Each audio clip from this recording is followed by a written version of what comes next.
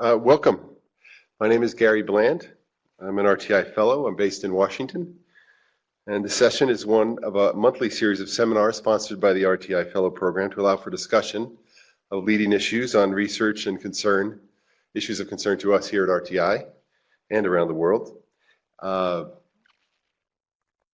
will in a moment introduce our speaker, but just a quick housekeeping note. There are folks online who are also, of course, very welcome, and we're glad to have you, but I just want to mention that feel free, and I want to encourage you to ask questions online at the end of the session. We will have questions and interchange with the speaker. So with that, let me, my introduction. We at RTI have been doing international development work now for some 35 years, and we've seen that we're always have to be aware of change, because change can dramatically affect our work.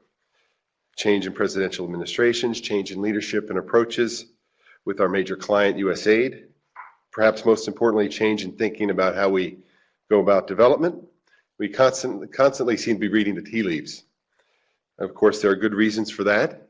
It's important to be up to speed. As development specialists, we like to stay on top of things so that we can be certain that we're doing our best to make our programs around the world sustainable. For example, we might look to incorporate governance principles into a health and education project, which is an issue we've been discussing quite a bit today.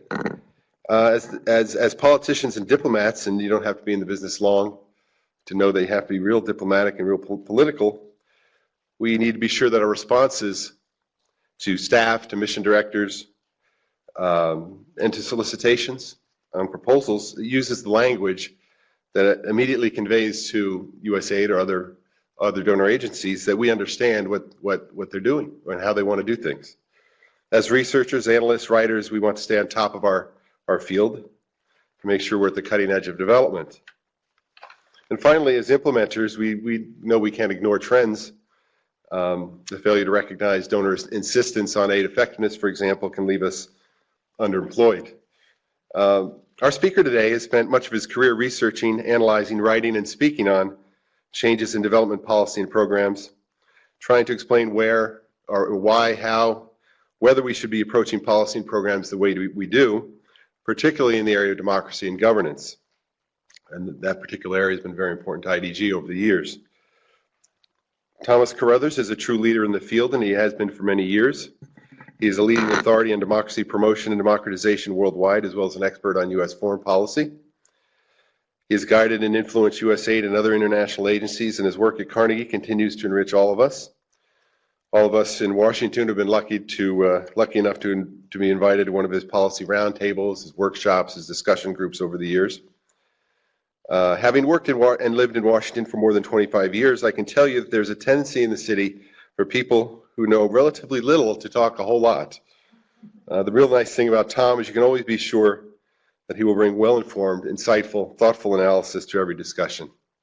Formerly, Dr. Thomas Carothers is Vice President for Studies at the Carnegie Endowment for International Peace in Washington and Director of Carnegie's Democracy and Rule of Law program. He's worked on democracy assistance projects for many public and private organizations. He's carried out extensive field research on democracy building around the world. He's co-author or author or editor of 8 critically acclaimed books on democracy promotion, as well as articles in prominent newspapers and journals. For example, in 2006, he published with Marina Ottaway Uncharted Journey, Promoting Democracy in the Arab World. He's written, I know, and I've read, on democracy policy under the Obama administration, as well as the George W. Bush administrations, as well as others before that. He's worked extensively with the Open Society Foundations and is currently an adjunct professor at Central European University in Budapest. Thomas Carothers' latest publication, Development Aid Confronts Politics, The Almost Revolution, is co-authored with Diane de Gramont, will be publicly released tomorrow. So we're about to learn. This new volume discusses the long overdue recognition that development in all sectors is an inherently political process. Such recognition is driving aid providers to try to learn and act more politically. So with that, please join me in welcoming Dr. Thomas Carothers. Thank you.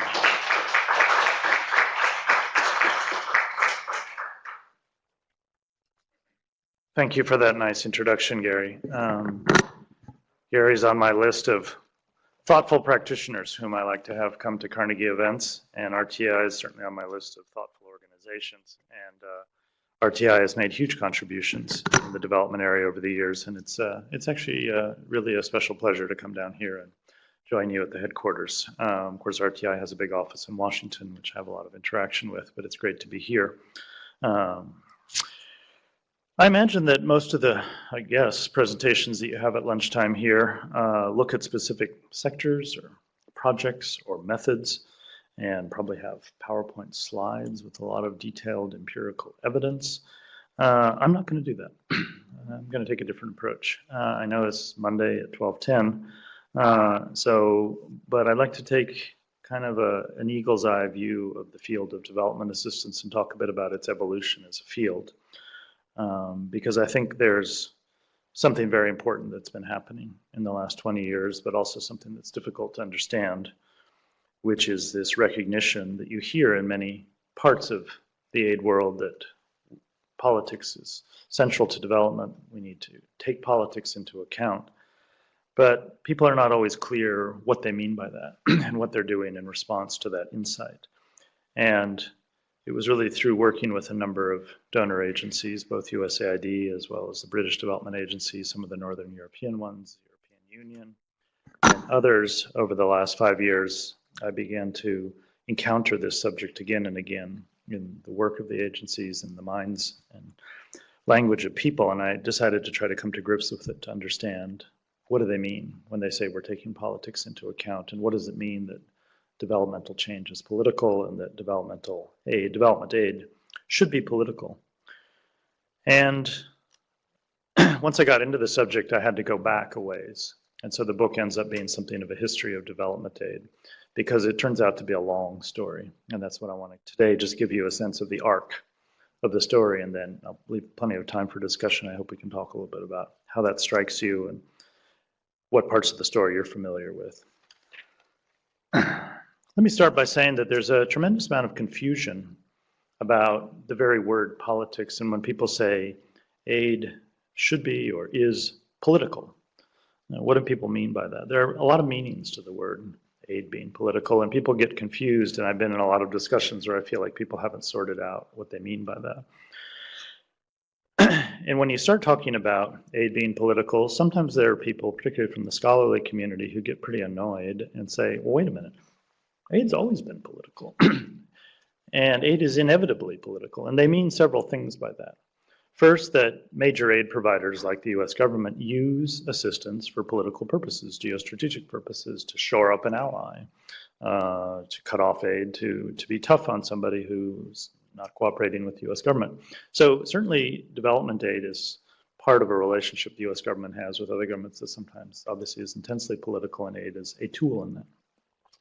Aid is also political in that it has unintended political effects. You may be giving health assistance or educational assistance or budget support to another government, and that's having political effects by shoring up that government. And that's not really what you intend. You're actually just trying to help the health sector or the education sector or whatever. But aid is having political effects inevitably. That's true too. And third, even technical issues like tax reform, as we know from our own country, or health sector reform, are intensely political issues. And the idea that there's a clear separation between socioeconomic issues and political issues is also a bit of a myth. So in all these ways, aid, in a sense, is inevitably political. And some of what annoys scholars who point this out is they feel that the aid community is often denying that there's a sort of presumption of, no, we don't use aid for political purposes. We don't really have unintended political effects. We think about that, and they feel there's a denial of politics in aid that annoys them. I'm not talking about that discussion or that debate. I agree that aid is inevitably political in those ways, and there has been a tendency of the aid world to deny this, and it's worth having those arguments. I'm talking about something different, which is the increasingly self-conscious use and purposeful use of assistance to have political objectives, to change a political system, to help a country develop politically, on the one hand. And secondly, to use political methods.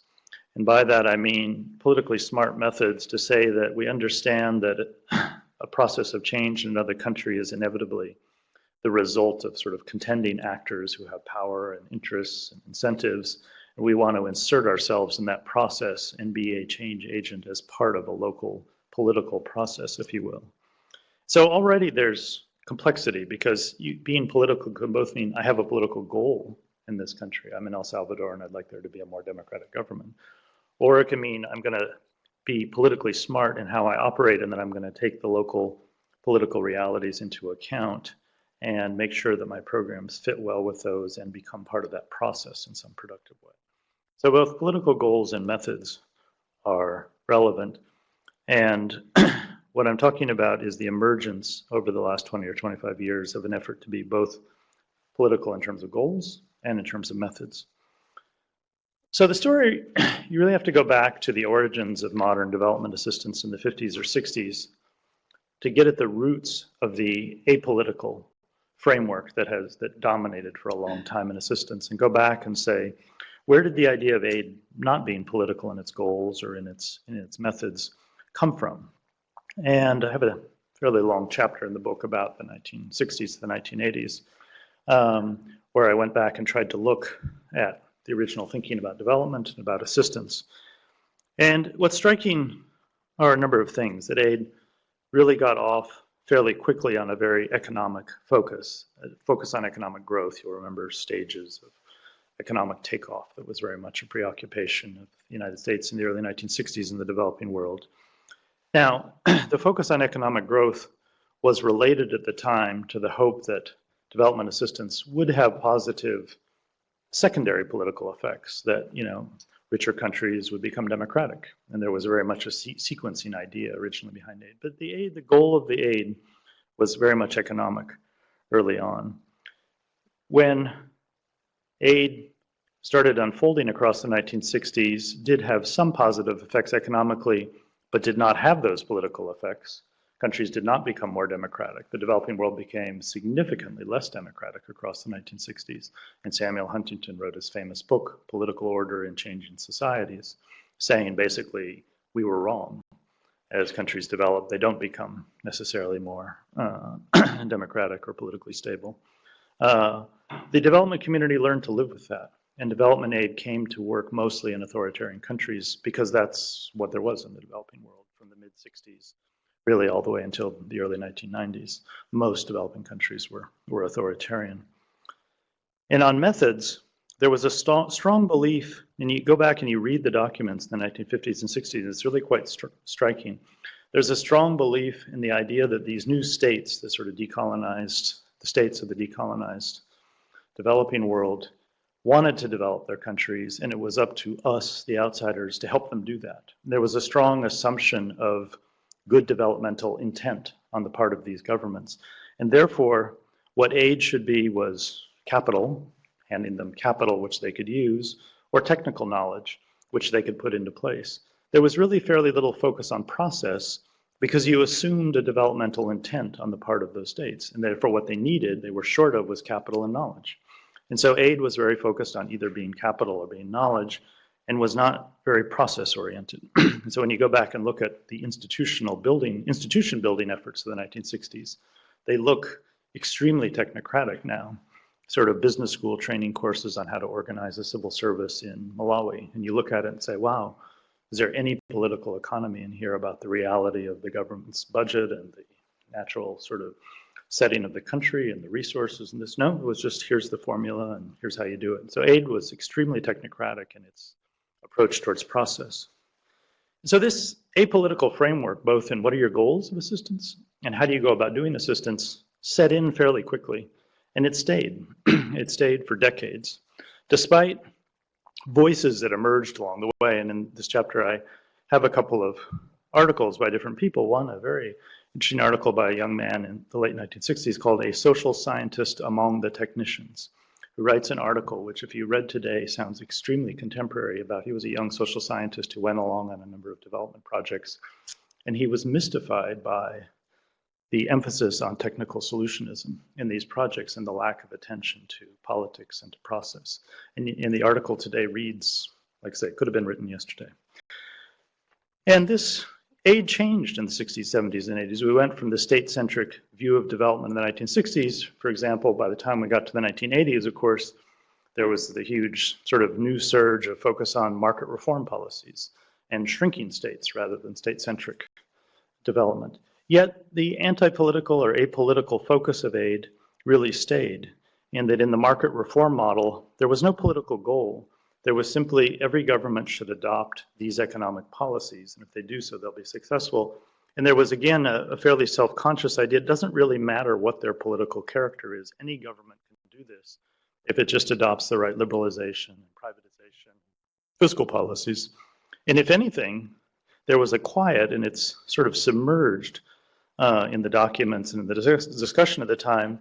There was really an embrace of the idea that actually authoritarian governments may be better at this, because they can, put the pressure on labor unions, for example, that's needed to implement these policies. And so we really shouldn't be focusing on political development. Just have them get the economic policies right.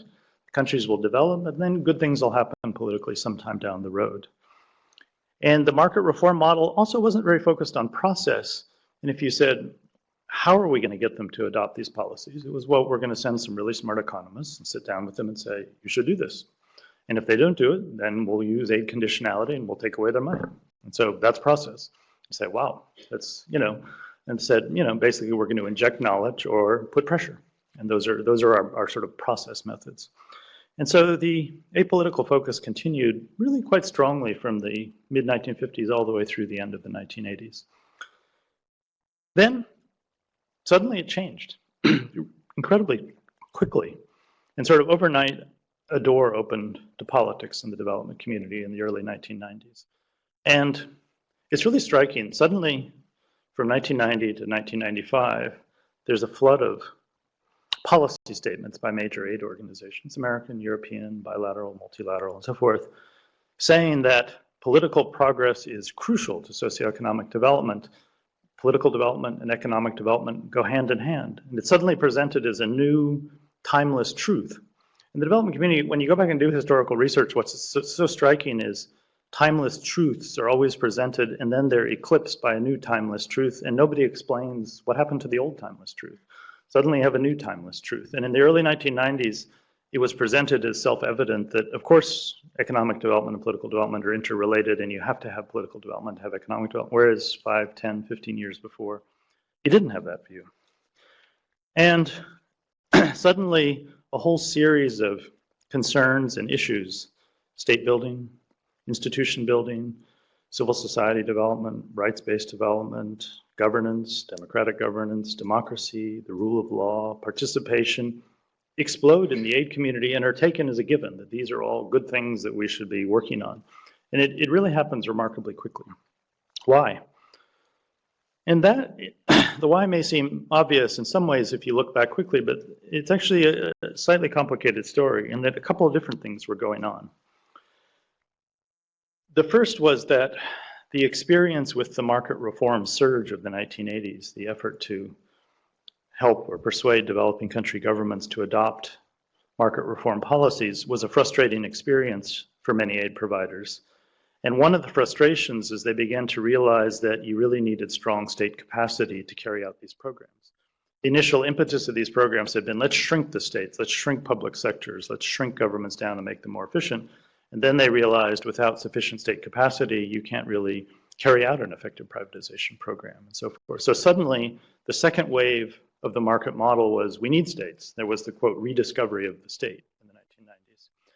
And that led some traditional developmentalists to say, okay, I see that governance is important. And that's where, in a sense, the governance insight came from, was the experience of the market reform policies of the 1980s. But what's interesting when you go back is there were already people in the 80s kind of separate from the market reform surge, particularly Africanists who'd been working in Africa for decades, who were getting tired of state failure and development aid failure in Africa, and were producing a line of thinking saying the problem is bad governance in Africa. And there was a well-known World Bank report in, was it 1988 or 89, that was the first major bank document about governance in Africa. And it was said that essentially the problem in sub-Saharan Africa is poor governance. And that was separate from the market thinking. This was just a group of developmentalists who'd been working in a kind of working group in the bank and other places in the 80s. And they saw, when they saw the economists rediscovering the state, they kind of joined up and said, you want to rediscover the state? We're concerned about governance. It's all kind of the same thing. And so on the one hand, what happened in the early 1990s was this coming to fruition, was this thinking about governance. But that happened to coincide chronologically, although it was sort of a coincidence, with the end of the Cold War, which of course was, an enormous change in international life. And that had an enormous change on development aid, because it wasn't just the end of the Cold War. You had suddenly the global spread of democracy. And after 3 decades of a developing world that was really largely authoritarian, except for India and a few other countries, suddenly the developing world was turning democratic or trying to turn democratic in a huge, unexpected way. And the aid community kind of had to respond. There was sort of all of these things happening politically in these countries. And if you're trying to be responsive to the concerns of those countries, then you needed to help those processes. So the aid community also just found itself responding to new events. And the end of the Cold War freed up the United States and other major aid providers. They used to have a lot of client states in the Cold War where you really couldn't be too critical of them politically because you needed them on your side against the Soviet Union. Once the Cold War ended, major Western donors felt a lot freer to be tougher politically on partner states because you didn't really need them necessarily. And if they said, we'll go on to the other side, there was no other side. So you could be tougher on them. And the end of the Cold War, during the Cold War, developmentalists were very concerned about not being seen to be taking political sides because they were afraid that would kind of contaminate their relationship with partner governments. And they said, we need to be neutral. Well, with the end of the Cold War, you didn't really need to worry about if you said to a minister in an African country, we really think this politically, he or she might say, oh, you're just trying to play geostrategic games with us. That kind of ended, and so you could have, there was space for political discussion and ultimately political work across borders that hadn't existed before. So you had this push towards governance on the one side, and then you had this international political context that just completely opened up the spread of democracy, the end of sort of client statism in some ways in the developing world, and or at least partially, and new political space, and all of these things together, plus the overwhelming idea of the time, and it's again striking when you go back and read the policy statements of the early 1990s, the feeling that the Western model triumphed. And the Western model was both an economic and a political model. And so therefore, we can be a lot clearer to the developing world and say, we used to be tolerant of the idea that just focused on economics and not on politics, but the Cold War and the end of the Cold War is a story about the triumph of the Western model in integrated ways. And so there was this idea that it all goes together, politics and economics. So there's a lot of changes in the early 1990s. History sped up and changed extremely quickly, and aid sped up to take account of that. Now, the initial result in the 1990s of these changes was that mainstream aid organizations adopted political goals. In some cases, USAID was actually a leader in that regard, putting democracy forward earlier and more strongly than most mainstream aid agencies. Many didn't really talk about democracy, they focused on governance and said, well, we're not really quite sure we want to go all the way to democracy, but we think governance is important. And so the World Bank and other organizations that saw themselves as having to stay clear of politics stayed with governance and didn't go towards democracy. But you had the rise of a political aid community that developed in the 1990s, a series of organizations specifically dedicated to political aid, and then organizations like RTI that began to take on elements of politically related work into their traditional portfolios, creating governance groups, democracy and governance groups, democratic governance groups, and so forth. But there was, in the 1990s, already a kind of complicated relationship between people really interested in governance and people more interested in democracy. And that people interested in governance often stayed short of focusing on the overall political system or on democracy. And they'd say, we're just trying to have more efficient, effective governance. And that doesn't really necessarily mean you have to be democratic. You could have more efficient, effective governance with any kind of political system in a way. And democracy people who often weren't very interested in governance. The original democracy crowd was mostly interested in elections, political party development, civil society development. It didn't actually pay a lot of attention to state capacity. because their idea of democratization was distributing power and decentralizing power. And so working on state capacity wasn't of much interest to the original democracy crowd. And so democracy and governance was often put together. In USAID, for example, there was the Center for Democracy and Governance, but you would find subcommunities. There was a governance subcommunity and a democracy subcommunity that were only partially linked. And then in terms of methods, so you had movement towards political goals in the 1990s, but then in terms of methods, it wasn't so much. The initial instinct of the governance community was quite technocratic in methods.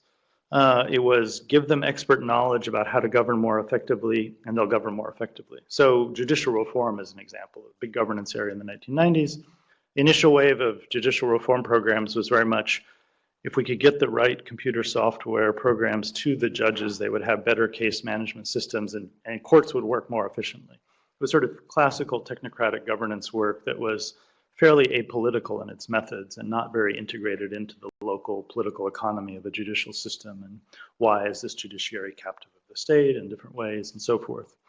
And a lot of the democracy programs were surprisingly apolitical in their methods. If you would go and visit a political party strengthening program in the 1990s and talk to the people doing it, I'd say, well, we're here training the political party leaders so they'll be better politicians. And if you said, have you done any study of the incentives of politicians or of the sort of local patronage system and how they're products of that and how you might affect that? They go, no, we're teaching them to be better politicians.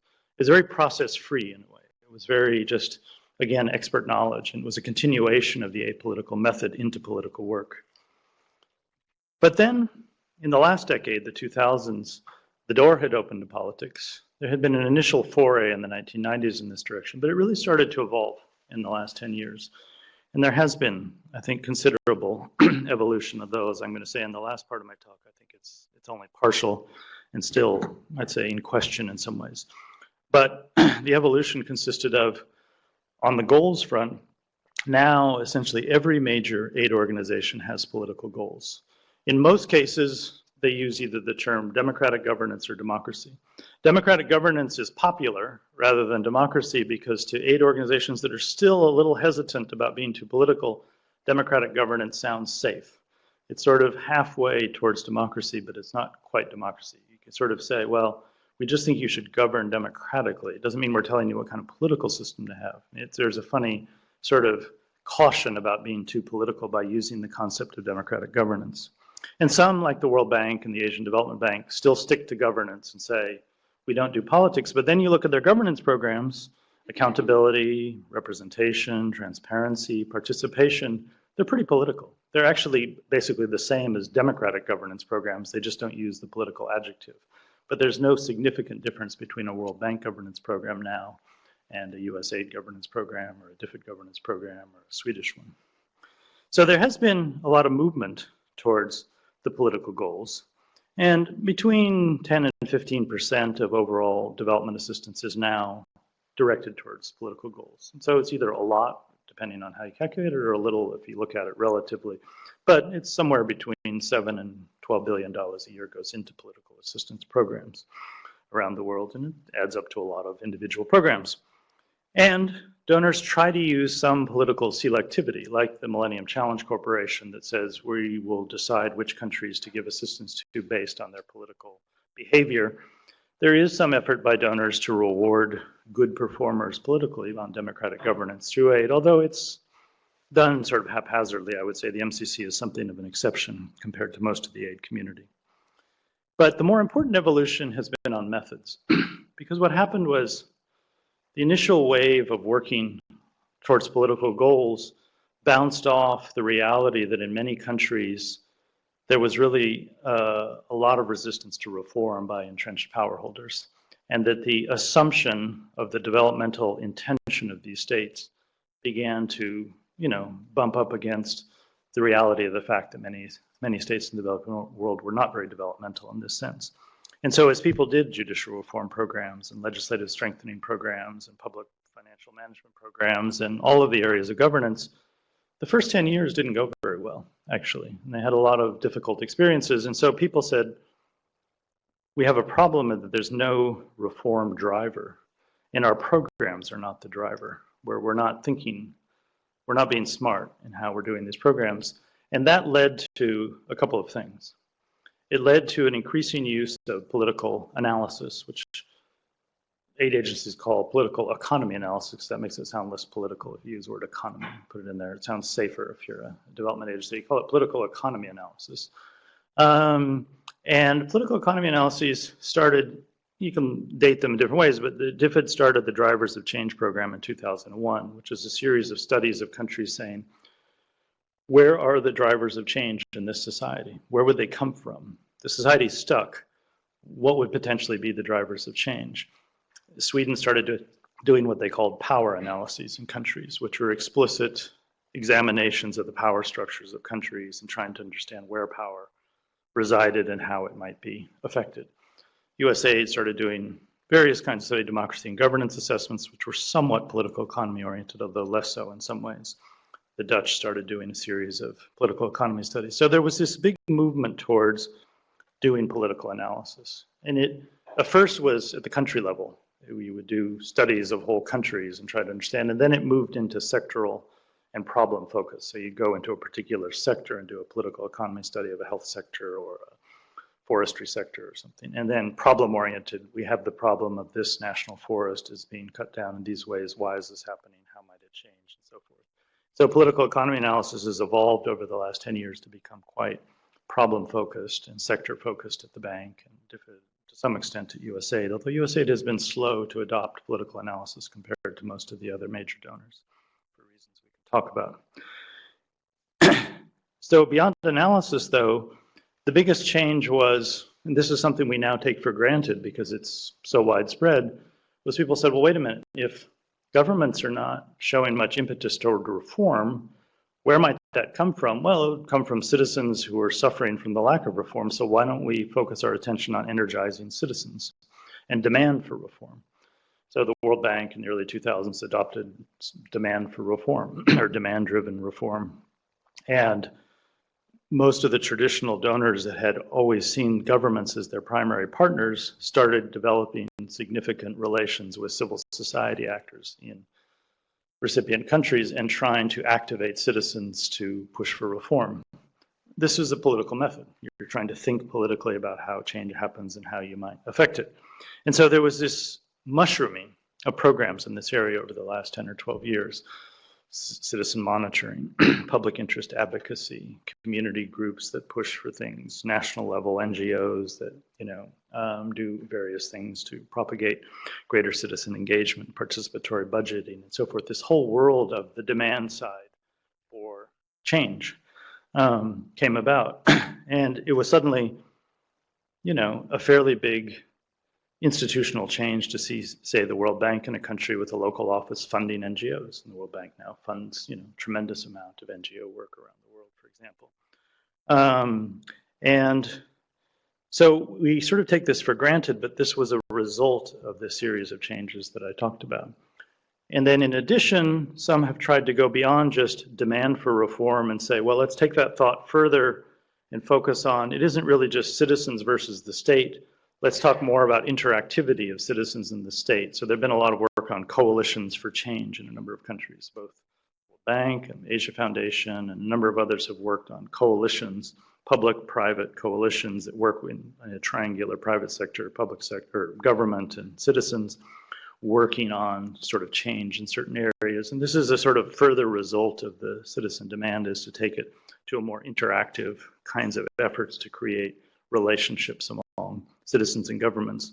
And the whole focus on accountability, which has become such a major preoccupation of the donor world, is where the evolution has led to. Accountability is an idea which brings together the idea of citizens, governments, private sector, all into some sort of positive relationship. So there's been a lot of evolution on goals, a lot of evolution on methods, and aid today looks a lot different than it did 20 years ago. We take the differences kind of for granted because they've become the air we breathe, and we don't really notice how different assistance is. But it actually has changed a fair amount. But it's only a partial change. And let me just talk a little bit about some of the limitations and why it's been kind of hard to affect what's potentially a revolution in aid, but it's really only a very partial one. First is that political aid is, I would say, a weak leg in the aid portfolio. 5 to 10% is a lot of money, but if you look at how it's spent, it's concentrated in a few countries. And so if you take away Iraq, Afghanistan, and a few other places, the remaining political aid for the United States government is fairly small, and in most countries is a tiny amount. So if you go down and say how much was the political aid in Mali or Malawi or countries that were not high strategic priority for a while, though they are now, it's been minuscule. So the political aid is part of the portfolio, but it's actually relatively small in most places and under threat in some cases when there are cutbacks in aid, because it tends still to be the first to go in many cases. Second, political aid is not very well integrated still into other parts of assistance. I was saying in an earlier session we had today with some other colleagues, 20 years ago in the original US aid documents about democracy and governance, they said, we will do democracy and governance work and integrate it into all areas of our work. But 20 years later, Raj Shah gave a speech at USAID saying it's time to break down the wall between political aid and other types of aid. In other words, in the first 20 years of doing this, a wall was created between governance and democracy work on the one hand and between the traditional aid sectors on the other. And a lot of opportunities were lost to bring insights from across both, in both directions. And the integration agenda has moved very slowly at most major aid organizations. And only today, really, or in the last 3 to 5 years, most of the major aid organizations now have integration agendas, they have integration documents. Canadian CEDA, for example, now makes governance a part of every program and has built into the CEDA sort of portfolio a governance analysis and a governance component to every program. And the European Union has a governance integration guide that every practitioner is supposed to use. And so aid people have adjusted, but it's 20 years down the road that we're starting to take integration seriously. Third, there's still deep down a fundamental debate in the development community about, are we doing democracy and governance work or political aid as an end in and of itself because it's a good thing, or because we really think it contributes to better socioeconomic progress? If you get people who devoted their lives to doing political aid, they hope it's both. They would say, well, it's a good thing because democracy and better governance is a good thing in and of itself for human dignity, but it also will contribute to better socioeconomic outcomes. But a lot of mainstream developmentalists are pretty skeptical about that instrumental argument. And the scholarly debate turns out to be very complicated and very uncertain about whether you can really prove that more democracy or better governance contributes to better socioeconomic outcomes. And I have a whole chapter in the book devoted to this debate and how there are some people, the Acemoglu and Robertson book, Why Nations Fail, gained so much attention because it sort of supports the donor orthodoxy, which says that good political institutions and political inclusiveness is crucial to developmental success. But there are several other points of view. There's people like Jeff Sachs who say, actually, governance is only one of many things that's crucial and probably less important than other things. And he has other factors, maybe sometimes geography or weather or other things, and doesn't believe that that's important. There are other people who say, yes, governance is really important, but the idea that it's simply Western-style political institutions is too simplistic. Actually, there are developmental states like China and others that don't have Western-style political institutions, but seem to be doing a good job lifting people out of poverty, and so it isn't necessarily Western-style governance. And so there turns out, after 20 years of embracing an orthodoxy, saying we have to be doing this, the empirical ground for doing so is still pretty soft, actually. Fourth, and this is probably most important, is this attempted revolution in aid is running up against an international environment that's not nearly as favorable as 20 years ago. If this new movement in aid was partly generated by a changed international environment in the early 1990s, when we look at the international environment today, it's quite different. First of all, there's the Western political and economic model is held up in less prestige today in the world than it was 20 years ago. It's no longer so clearly triumphant to people, and in fact, many people in parts of the developing world are questioning what answers Western societies have, given how much trouble they're having governing their own countries. There's less political space today than there was 20 years ago. The idea that, yeah, come and do this political work, I'm sure you have developmental purposes. There's been a return of concern over sovereignty, a return of suspicion about sort of America's geostrategic role in many places. We were talking about Ecuador and Bolivia earlier, and Bolivia has asked the United States to stop doing democracy and governance assistance in this country. Ecuador is about to do the same. Many governments around the world are saying, we're not really sure we want all this political assistance. Sounds good to you, but doesn't sound so good to us. So there's actually much greater pushback than there was. And of course, we have new aid providers like the Chinese government and others who are coming to countries and saying, we have a different model of aid. These Westerners have their own little revolution, but you might not like that so much, try ours. And it's not just our domestic model, but it's our model of assistance, which is infrastructure, no political conditions, no political process. You know, it's just give you what you want, sign here. So the aid world is in competition with other models now in ways that it hasn't. And so what's happened in a way is that I tend to think that Western assistance has been on a kind of 50-year trajectory of a long period of not thinking very much about politics and hoping that technology and sort of technocratic methods would solve problems. There was a tremendous door that opened 20 years ago to a different approach, integrating new goals, integrating new methods. We've taken a very long time to get there, and in a sense, at the very time when in some ways we're getting there, the underlying international context for this work is becoming more difficult, and it's not clear, in a sense, we're going to bring this to fruition. So it's a kind of a measured conclusion. Neither optimistic nor pessimistic, but I think realistic about the realities of how long and slow the path towards change in aid has been, but how significant it's been, but how, despite 50 years down the road, there's still a lot ahead of us. Thanks for your attention. Look forward to your comments and questions. I enjoy discussion, so please challenge me, help me think more about this subject. Book's already printed, too late to include your thoughts, but I'm interested in what you think. Thanks.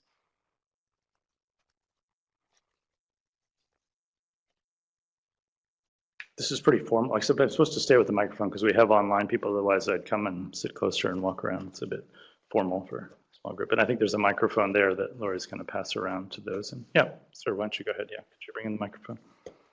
Maybe because we have online people, if you make sure you identify yourself, people can hear who you are.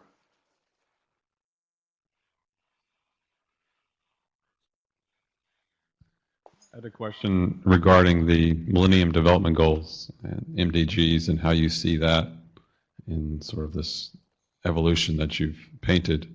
And obviously there's a lot of discussion now of what do we do next for the next, is there another round of MDGs, and is it more political? Is it more of the same? So interested in your perspective on that. Thank you. Yeah, the MDGs,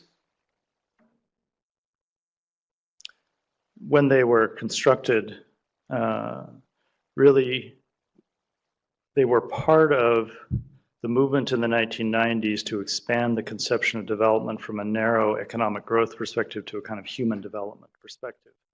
But that did not include, and at the multilateral level, especially the UN level, UNDP and other UN-based organizations, the whole focus on human development didn't really include very much the political approach, and if anything, was kind of suspicious of it. And so the MDGs were a product of that kind of thinking, and it was sort of at a point the Western community, aid community, hadn't really in some ways crystallized some of its thinking about these issues and didn't end up really pushing for the inclusion of governance or democratic governance into the MDGs. And so when you look at the MDGs, they're a fairly traditional kind of conception of development. And people have lamented that. I would say people, at least on the mainstream assistance side, and have, you know, there is a kind of extraordinarily active debate of preparation for the post-2015 MDGs in a number of organizations, UN and British government and US government. I mean, many are engaged in discussions about now what might inclusion of more political elements into this look like. And a couple of things are striking in that process. One, even among those groups, they're having some trouble coming to agreement because there's some who want to focus more on governance and some who want to focus more on democratic governance or democracy. So there are divisions within that. And then secondly, there's a clear concern over what important developing country governments are willing to sign on to, and a concern that there really isn't very much consensus still on this more political agenda, and they have to be very careful. And it's not just China, which is itself not very interested, but the government of India, for example, or other governments, government of Brazil. And as I was talking about this rising emphasis on sovereignty and suspicion about sort of Western geopolitical motives and so forth, is pretty strong. And so the debate over the post-2015 MDGs, in some ways, it's kind of like a U-shaped curve. The early version of it kind of missed it, and it's coming around again where we're back in a more difficult environment and might miss it again, potentially. I mean, Mongolia, you can see, there are individual countries like Mongolia has put forward a democracy goal and said, we're going to set a democracy MDG for Mongolia. And, but Mongolia is, a small outlier in the kind of classic developing country alliance among the major developing country actors who engage in these debates. So I think I could easily see us ending up at a place where there's much less change than people would have thought 5 or 7 years ago we would have in post-2015 MDGs, which leads finally, I'd say, some people to think maybe this whole exercise is a mistake. There are some who I think quietly would feel like maybe our mistake is getting trapped into this framework, but this is a way of rallying public attention to the drama of development. There are other values to the MDGs that, especially in Europe, MDGs are much more public currency in Europe than they are in the United States. I mean, a British newspaper article can talk about MDGs without saying what MDG stands for, whereas that wouldn't happen in the New York Times or Washington Post or whatever. Nobody knows what the MDGs are in the US, or they're beyond a very specialized group of people. Yeah, please. The microphone's right behind you there. Thank you for being here and talking with us. Looking forward, I'm just curious what you have to say about, how the other aid models, and specifically China's model, how is that going to force Western aid models or the Western aid world to change or maybe relax our standards on governance and democracy going forward in order to stay relevant and in order to stay competitive? I don't think so. I actually think that China's recapitulating the history of development aid. Chinese development aid looks a lot like 1966. Infrastructure projects, big ticket items. You go to Nepal and you drive in from the airport and there's a huge conference center built by the Chinese. They bring in their own laborers and build it. There, it's yours.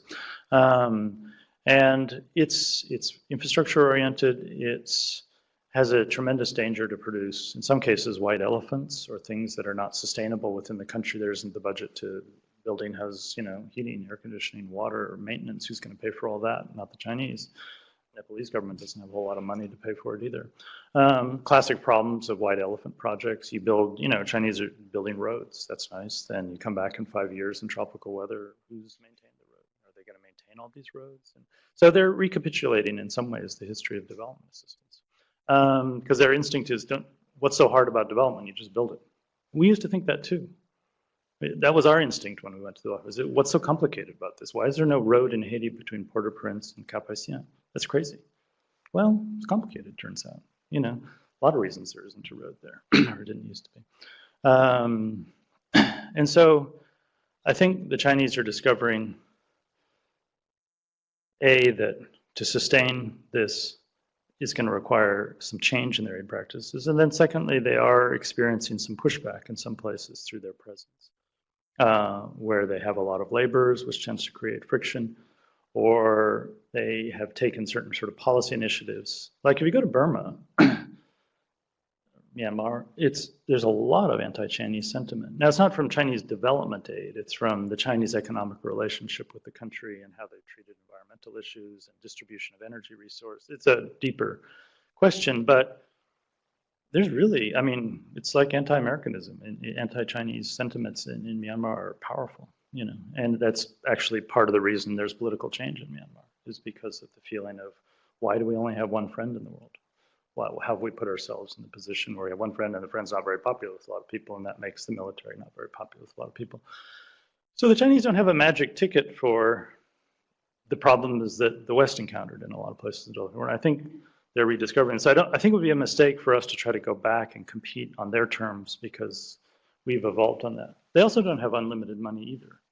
Nobody has unlimited money. Chinese government, growth is slowing, and there are finite resources, and they don't, have endless money to throw around either. So I think the better approach, and that's what people have been trying, is to bring Chinese into the conversation about development and be part of things and find the balance between, okay, we won't mention politics and governance in this if the Chinese want to sign on to it, versus couldn't you at least agree to this? I think all of those processes which are going on, like at Busan and elsewhere, that's what you got to do. Got to bring them in and say, you're turning into a big economic power. We've learned a few things. We're glad you're helping end poverty in the world. Let's all see if we can do this together in our own different ways. That's just sort of my philosophy about it. Yep. Hi, going on that point, I'm wondering, do you think that they even want to join that table and they're really interested in the anti-poverty motive, or it's more the resources for infrastructure trade, which seems like a lot of what's going on in Southeast Asia and Africa? Do you think there's a blend in the models that in 10 years will continue this theme of change of aid models? Well, you could start by asking the same question about the West in the 60s, 70s, or now is, why are we really doing this and how much do we really care? Are we really just trying to make some friends in the world? Like, Pakistan or plenty of places, Egypt over the years. And Western aid has been a very strong mix of self-interested motives and developmental motives, and the proportion varies a lot from country to country and place to place. But in the US, I don't know where I'd put the percentage between self-interest and developmental, and I'd be afraid to name a number, but depends what day of the week you catch me, I guess. And so I think that's true with China too. I think they do, I've lectured at the Communist Party School in China about some of these issues and talk. We have an office in Beijing and we have a scholar there working a bit on Chinese development aid policies. They do feel they have not necessarily a solution, but an approach to development that's worked that they'd like to tell others about. They have schools in Beijing for African ministers and African civil servants, and they bring them in by the hundreds and train them. And there's a certain kind of missionary quality too. We've done it. We've lifted 500 million people out of poverty. When was the last time the United States did that? We know about development. And there is a genuine belief that they have a method about mobilizing resources and doing this. Now, if you point out to them, just as Western methods and models didn't export very well, Malawi's not very much like China. And if Malawi wants to follow the Chinese model, well, it's going to be hard.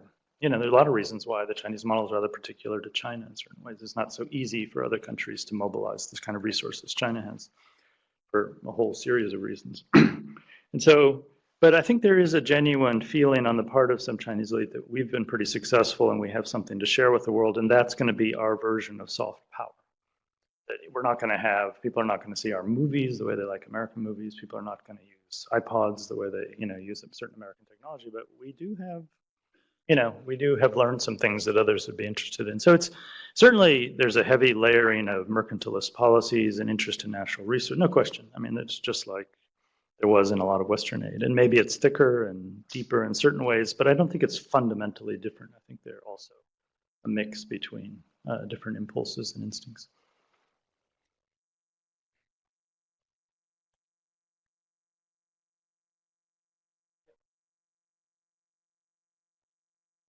Thanks. My name is Angie Fairchild from the Health Solutions Group here. Thank you for coming.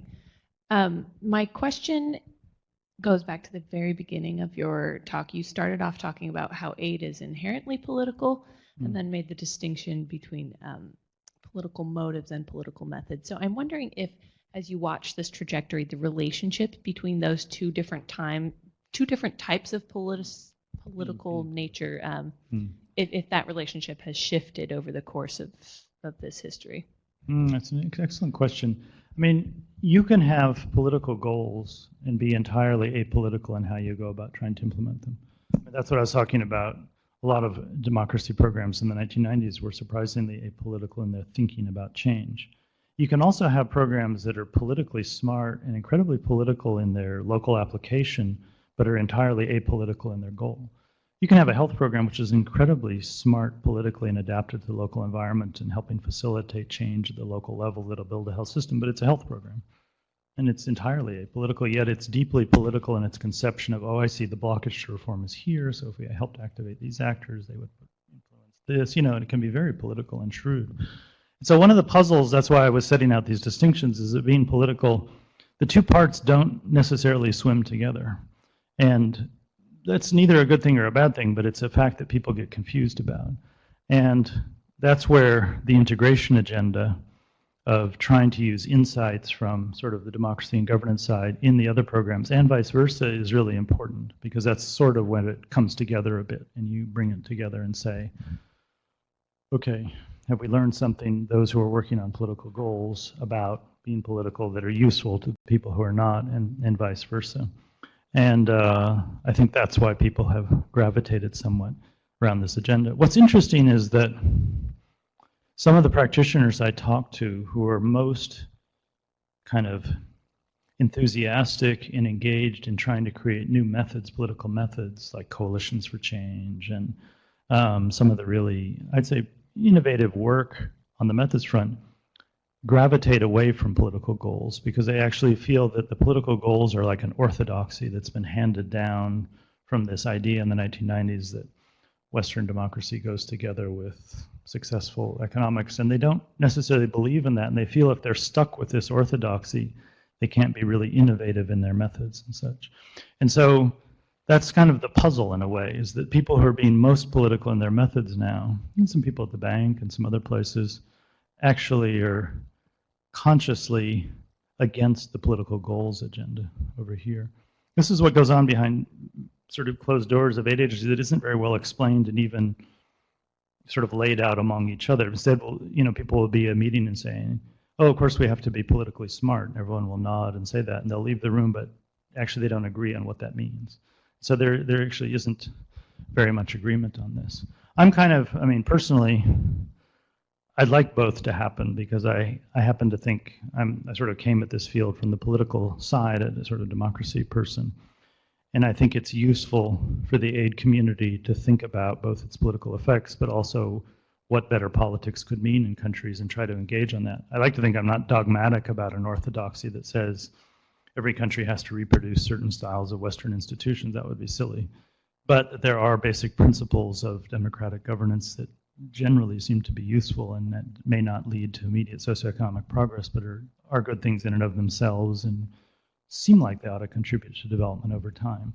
So I think that's where the interesting question lies, is beyond the orthodoxy of just saying you have to have elections this regularity, your political parties ought to look like this, instead saying surely it's better if governments take into account the views of their citizens and respond in some ways and at least breathe politically and incorporate knowledge and input in both directions. That there are certain principles that are essentially democratic governance without specificity of democratic institutional forms that we ought to be comfortable promoting and trying to think about how we could help facilitate that. So I think there is a sort of a positive synthesis, but it doesn't exist in practice. There's actually quite a bit of disparity behind closed doors. I have in the book, I don't mean to keep selling the book, but I have in the book, in the last chapter, a ladder, I call it. I have 7 points of view, which are 7 different variations on the relation to these. And you could give it as a test, you could pass it out like an opinion survey within development agencies, and do you think that, do you believe in the orthodoxy, or at the other end and believe we shouldn't be paying any attention? And there's a whole gradation of viewpoints in between. And I think people fall along a whole scale in terms of their views on this. But the development world publicly operates so much on the basis of like public orthodoxy. These things are stated as though they're just given and true, and people basically learn to operate within those and say, okay, that's the orthodoxy. I'll try to do something interesting within that. That's what's really happening, is we still have an orthodoxy out there that just says it all goes together, we do all these things, but the reality is quite different. You guys been quiet, Gary? I'm going to call on you in a little while. You're the host. You have to ask a question. There's an online question. Good. I think you touched on this, but I want to make sure that the question is asked. And this is from Jane Hertz out of the DC office. This is, how do you think non-Western development assistance is changing the role of political aid, for example, the Chinese development programs in Africa? I did talk about that a little bit. Let me talk about another element, which is China isn't the only new actor in aid. There's a lot of political aid now coming from non-Western democracies. So like the Indian Electoral Commission is doing a lot of elections assistance work in other countries. Turkey is doing political party development in the Arab world programs. Brazil has programs in parts of South America to do governance-related assistance. Democracies, India, South Africa, Nigeria, Brazil, Turkey, Korea, Chile, Japan, lots of non-Western democracies are now doing political aid. And that's not very well understood, and not very much attention has been paid to it. There's been a tendency of Western governments to say, oh, that's great, our new democratic friends are joining our agenda. Kind of they're doing that. And that's the last thing those countries want to hear. They're not joining our agenda.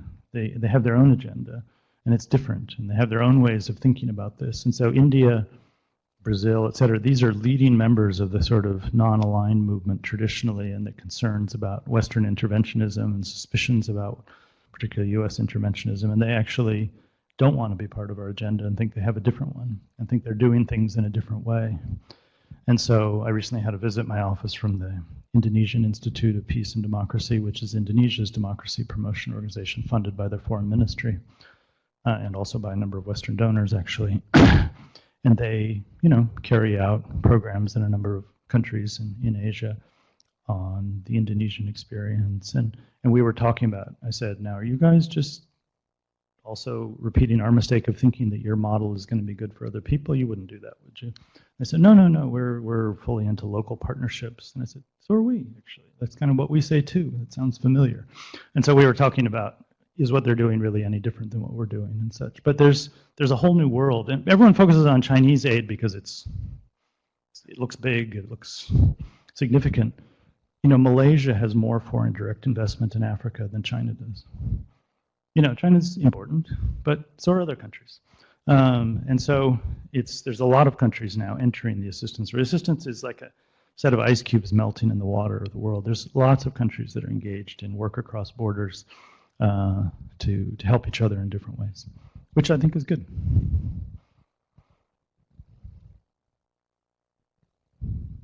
Gary? Good. Okay, there's the microphone. Gary and I have known each other for more years than we care to note, but it's more than 20. Yeah. Thanks. Gary Land, RTI. There's the Millennium Challenge Corporation, created during the Bush administration. Have you considered how they fit, their approach fits into all this? I'd be interested in how you see the future of that as well. We got another question, actually. Yeah, please. Yeah. It was just prompted by the what you said about FDI in Malaysia, and so I was wondering about the private sector. What proportion of that is private sector work, or private companies investing in Africa, or is that all? Were you talking about public investment? Yeah. And then following on that, whether private sector investment in ostensibly development, corporate social responsibility, does it at all align with this model, or is it this other tiny little thing out there and doing something separate? Let me start with that, then move to the MCC. Well, the private investment isn't tiny, it's the opposite. Aid is becoming tiny compared to private investment. And so foreign direct investment around the world is dwarfing aid, and that's one of the reasons, again, why the revolution in aid is kind of finally reaching fruition at a time when actually aid is a lot less important than it used to be because of the powerful private capital. And there is, to some extent, you could argue a parallel trajectory of private capital having to become more political in because of pressure on it, because of corporate social responsibility and transparency about it, and anti-corruption, and the need to be more open about, the relationship to local governments or, recipient governments and so forth. But it's only a sort of shadow parallelism. It's a very different world, and that investment isn't aid. It's designed to make a profit, and so it just has a very different purpose and so forth. But the figure I mentioned does include private investment. Yeah, I mean, it gets complicated with China because you have so many state-owned enterprises as to what's private and what public. It's complicated when you try to measure it. With regard to the MCC is really, it is a distinctive example of a couple of things. First, explicit political selectivity. And they've tried hard within a U.S. government framework and a U.S. government that gives a lot of its assistance to strategic partners that are not very well governed, like Pakistan in the past or Egypt in the past and a number of other places. The MCC has tried to be different and say we have political selectivity. We have selectivity criteria which include political criteria, and we're going to take them seriously. So no country that's really badly governed is going to get MCC assistance. Then badly, you get to argue about, does that include having free and fair elections and so forth. And I give the MCC credit for being different in that regard, as they have tried to stick with it. And they have tried to be an oasis within the U.S. foreign assistance community of an organization that sticks to certain political standards. And they come under pressure. And so, like with Morocco, they were under pressure to make Morocco a compact country because Morocco is a good friend of the U.S. government. And there have been pressures, but they have walked away from a number of countries based on political reversals in those countries, and sometimes just dropped projects halfway through. That's pretty painful from a developmental point of view because they were good projects and they just walked away, cut off funding. So they have taken it fairly seriously. Now, are they political in their methods? That's sort of about goals, because they really view that by sticking to the selectivity, then that creates an incentive for governments to behave better and in order to qualify for these fairly juicy compacts. Are they political in their methods about developmental change? It's more complicated. They started early on with this very strict idea that the countries had to come forward with kind of growth initiatives or growth plans, and they would fund them, and it was up to the country to define them. Then they quickly kind of recapitulated the experience of other development agencies of realizing there wasn't the local capacity in many cases, and so you end up helping the country how to write a growth plan, then you end up writing the growth plan, then you end up sending your advisors in to do the growth plan, and you walk down the road that developmentalists have walked down in so many places. So they initially were very sort of strict about, they're just going to define their plans, we're going to write them a check, hand it to them, and up to them. But then there's also issues of corruption and issues of, accountability about this money and so forth. So they've kind of moved halfway down a road in terms of being more facilitative of how they give their money and how they work with recipient governments. They're still pretty small in staff terms compared to other agencies of similar budgets. And they, I guess they have a couple of hundred people now, but it's still fairly small compared to their overall budget. And that reflects a desire to stick to this model of, we're not going to do it for you, you're going to have to do it yourself. We're really essentially a check writing, in a sense, agency that you define what you want to do.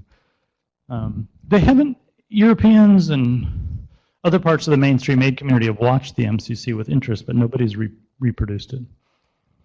It appeals to European development ministers. I've been in a lot of conversations with European development ministers and others who say, wow, that sounds like something our public would like, because it's strict in its criteria. It's kind of, it sounds, but then nobody's done it.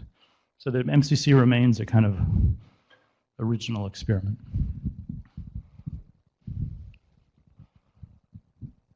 Anyone else? Yeah, please. Microphone there. Yeah, please go ahead. It seems like the question that I feel like really needs to be answered is whether or not this overall reform process has actually resulted in increased effectiveness of political aid or aid overall. Mm-hmm. This, in general, the using politically smarter methods is driven by an aid effectiveness rationale. It's not done because it sounds like a good thing to do. It's done because, as I said, there was a lot of frustration with, we're trying to carry out programs in places where there's no reform impulse, and our programs are kind of bouncing off. So we do this judicial reform program, we train all these judges, and we come back 5 years later and nothing's changed. So we need to be smarter about how might change occur. Maybe what we ought to do is work with some NGOs to come put pressure on the judges and then get the judges to form a group that actually recommends their own revision. Maybe we ought to be more process oriented. And so in general, I think there's no one answer, but it's sort of the feeling that we had a lot of bad experiences of not being very political in methods, and therefore, surely as we get politically smarter, we're going to be able to prove that these programs work better. Now, this is running up against, we've been talking about this morning, running up against the countervailing pressure, which is to measure things more narrowly, the new sort of interest in randomized control trials and defining down measurement into some very specific forms that may not allow you to measure the things you're now trying to do in a more organic or interesting way in terms of process. And so if you're trying to create a process by which there's more citizen input and you hope that'll lead to better policy over time, maybe that's going to be harder to measure than whether you're just delivering more school books or something. And so as you broaden your conception of what process is, you run up against the problem that the results people want you to define your outcomes really, really narrowly. And so the movement towards smarter methods is running up against the results pressure movement in a pretty serious way, I would say. They're going to win because they're strong. You know, I mean, you got to worry about that because they're powerful. Because the aid community lives in fear. The aid community lives in fear of not being supported by its own publics, and lives in fear of losing support from senators or the public or presidents or whoever. And fear is driving this tremendous impulse towards measurement, that if we could just prove that we have an effect, then nobody could question whether this taxpayer dollar is well spent or not. It's this endless dream of proof. I just don't believe in that.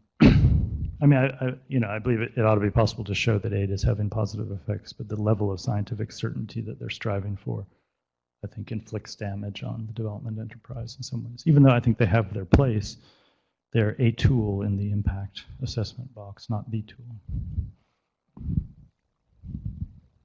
Yeah. Good. Well, as expected, a thoughtful, insightful,